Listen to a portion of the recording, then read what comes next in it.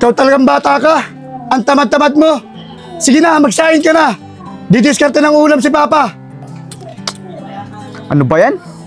Sige po tatay, maya-maya po, magsasahin na po ako. Siya kaya ko didiskarte ng ulam. Alam ko na. Makautang na lang.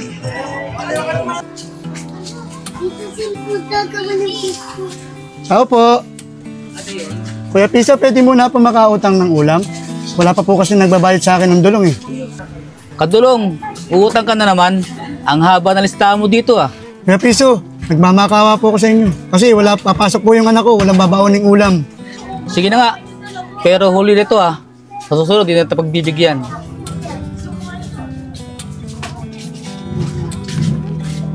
Maraming salamat po rito, Kuya Piso. Pangako, magbabayad po ako. Ano ba yan tay? Wala ka na naman pera? Dapat pala tumigil na ako sa pag-aaral eh. Anak, huwag kang titigil sa pag-aaral. Alam mo naman, yan lang ang tangi kung may papamana sa iyo. Hindi tayo mayaman. Oo na tay, pang 100 beses ko na ata narinig sa'yo yan eh. O sige anak, kumain ka na at pagbihis. At baka ikay malit pa pagpasok. Buti naman, tol. May dala kang pera. Oh, ayan na pala sila eh. Tol, nandito kami. Ano, tara na. Tara. Ano mga tol, may dala ba kayong bala? Baka mamaya, 2 kami ko lang, ubos na kayo. Oo, tol. Tapin ko pa buhay mo. Teka, saan yun na? Sabi na nga ba eh, mapuntahan nga. Tayo. Hoy, Sean! Nagkakating ka na naman eh. Susumbong kita sa tita. Isa, huwag mo naman ako sumbong. Parang ngayon lang eh. Kahit na, di kita ko konsintihin, kaya bumababa yung grade mo eh. Sige rin San, uwi na ako. Sabay na tayo. Saan pa matuko dito? Hoy! Baka matuno ang pinsan ko sa'yo. Ganda pala ng pinsan mo. Pwede ba pinsan na ang tawag ko sa'yo? Uy, tol, wag yan. Pinsan ko yan. Manap ka na lang iba. Ikaw naman tol, ang damot mo naman. Tulungan mo ako, liligawan ko yan. Uy, wag yung pinsan ko ah. Manap ka na lang iba. Tara, San, uwi na tayo. Sige, tara na. Ikaw, di ka pa nadala. Napagalitan ka na nga ng tita nung nakakaraan. Tara na.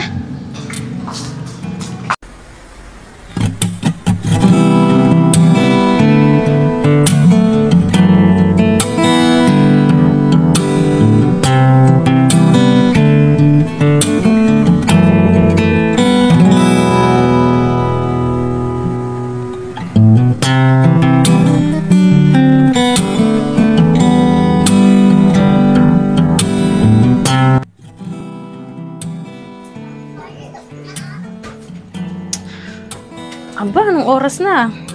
Wala pa si Angel. Saan kaya na naman nagpunta yung batang yun? Lalamig na yung niluto kong ulam sa kanya. Panigurado ko, pagdating nun, gutom yun. Tao po? Tao po, Ate Angge, nandiyan po ba kayo? Wala yatang tao dito. Ikaw na kayo tumawag. Eh, ayoko. Ikaw na. Kaya ayoko sumama dito kasi ako na lagi nutusan mong maningil. Eh, ganun talaga. Ikaw lang sa ating dalawang makapalang mukha eh. Oh, Crystal! Crystal, kayo pala! Tara, pasok kayo dito.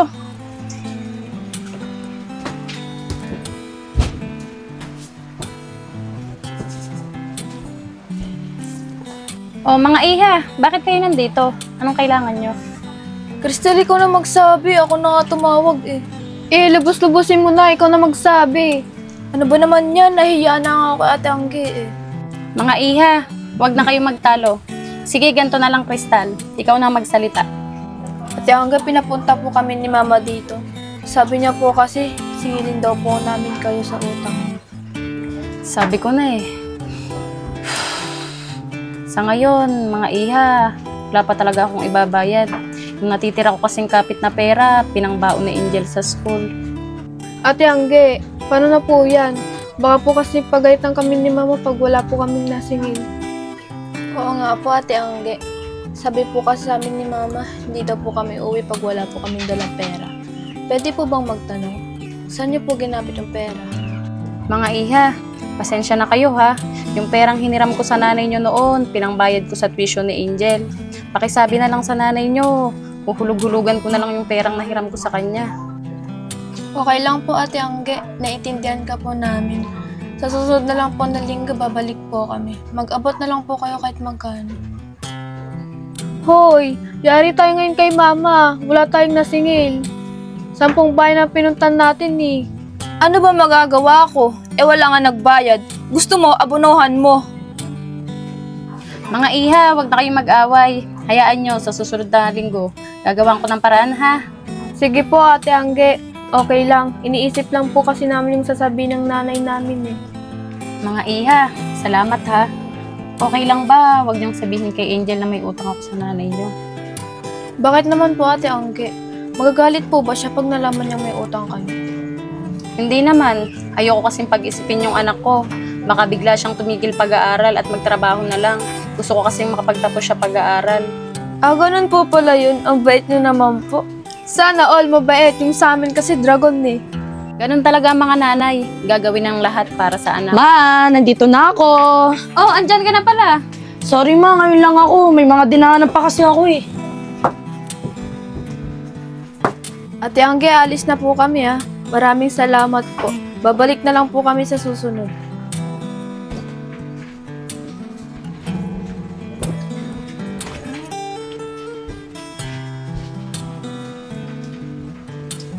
Ma, anong ginagawa dito nung kambal?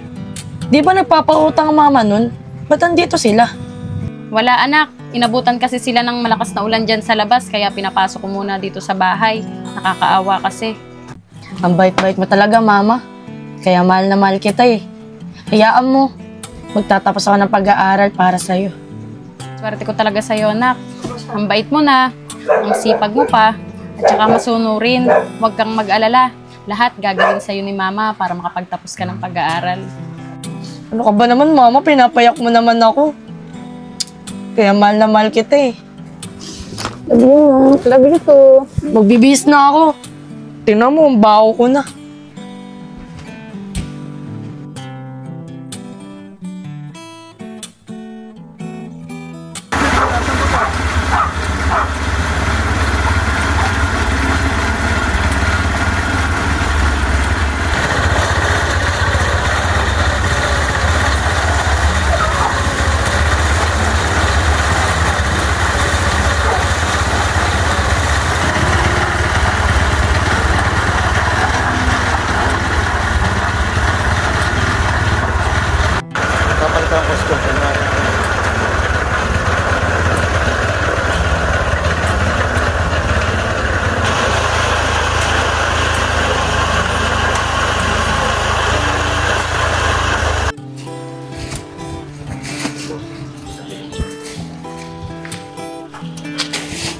Oops, time out. Time out lang. Ano ba ang lagay nito?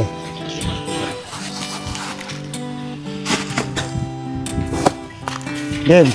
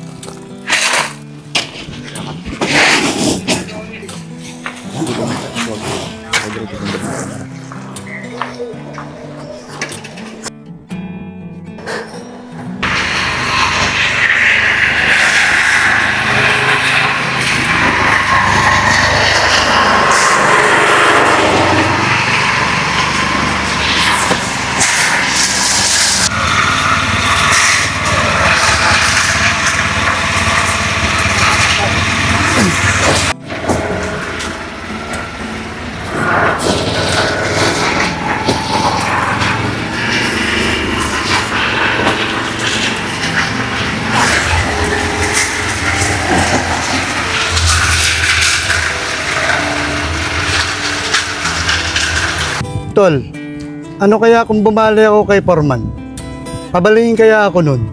Pre, huwag ka sa akin magsabi. Kay Foreman ka magsabi, baka sakaling bigyan ka ni Foreman. Ganun lang. Tol, hintayin ko na lang dumating si Foreman. Baka sakaling pabalihin ako eh. Sige, subukan mo rin. Baka sakali. Sige pre, ganun lang.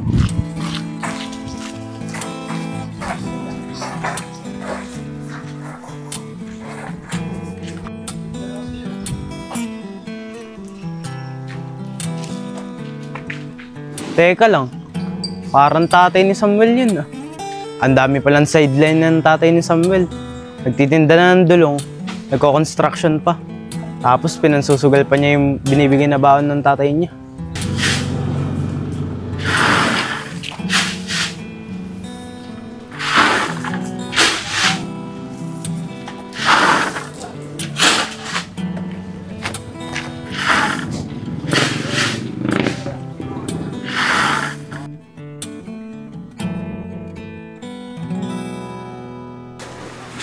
Ano ba yan? Natapat pa na walang dala si Foreman. Kuha 120 lang pinabali sa akin. Alam ko na. Maibayad na lang to kay Kuya Piso para mabawasan yung utang ko.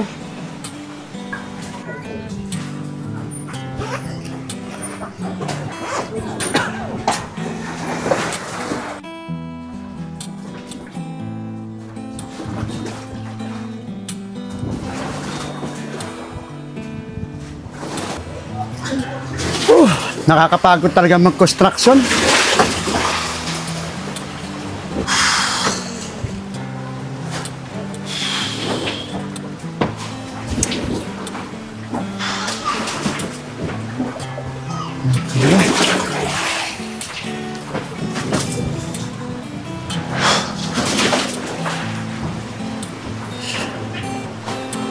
Nakapagod. Makaidlip muna sandali.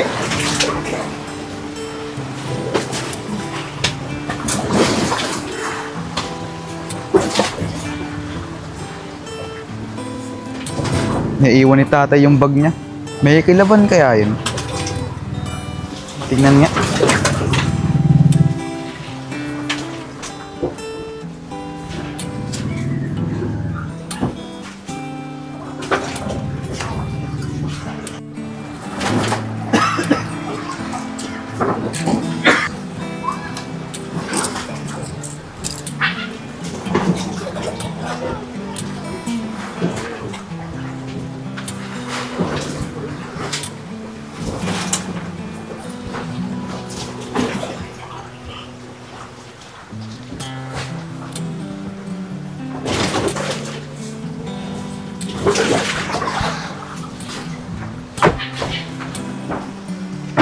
Ayos to, marami-rami na naman akong punan ngayon. May pangkara na naman kami.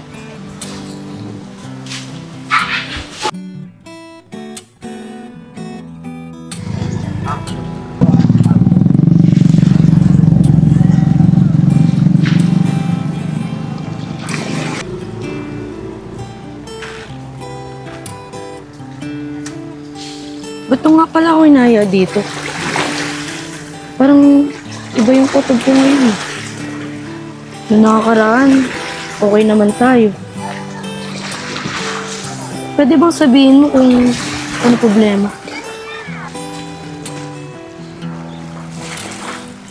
Angel, matagal ko na kasi yung pinag-isipan.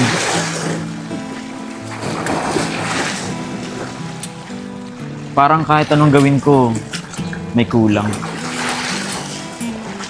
Parang kahit ano nang narating ko ngayon, hindi pa rin yun ang gusto ko eh. Yung pa rin ba? Yung pa rin ba yung gumugulo sa isip mo? Yung pangarap mo nung mga bata pa tayo? Di pa ba sapat yung 6 years na pagsasama natin? Di ka pa rin ba nabuo nung panahon na kasama mo? Di ka pa rin ba naging masaya sa akin?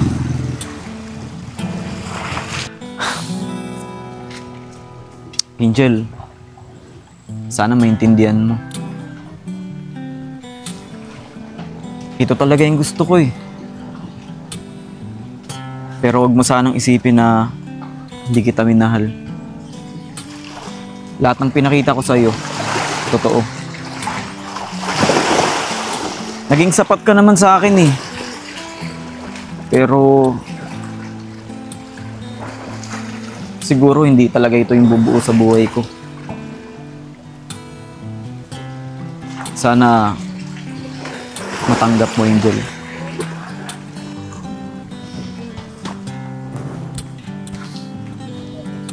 Jex.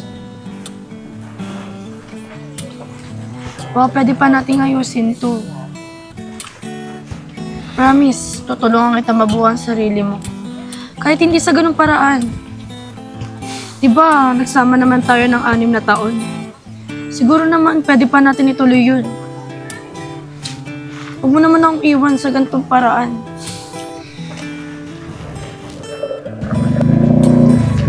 Angel, please. Tama na. Matagal kong pinag-isipan to eh. Pero sigurado na talaga ako, Angel. Gusto kong magpari. Hindi ko kayang ipagpalit yung tawag sa akin ni Lord. Huwag kang mag-alala. Palagi pa rin ako susulat sa'yo. At alam ko, makakahanap ka pa rin ng mas better sa akin. Makakahanap ka pa rin ng mas mamahalin mo. Angel, hindi ako ang para sa'yo. Deserve mo naman magkaroon ng mabuting lalaki. Yung sasamahan ka hanggang pagtanda mo. Kasi mabait ka naman. Mapagmahal. Pero hindi ko deserve yan. Sorry talaga, Angel.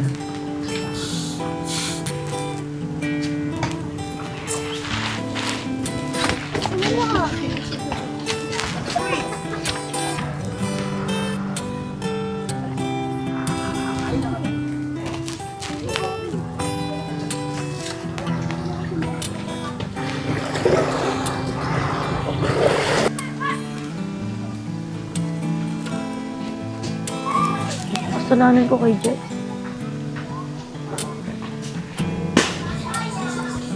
Inahal ko naman siya ng... Binigay ko naman lahat.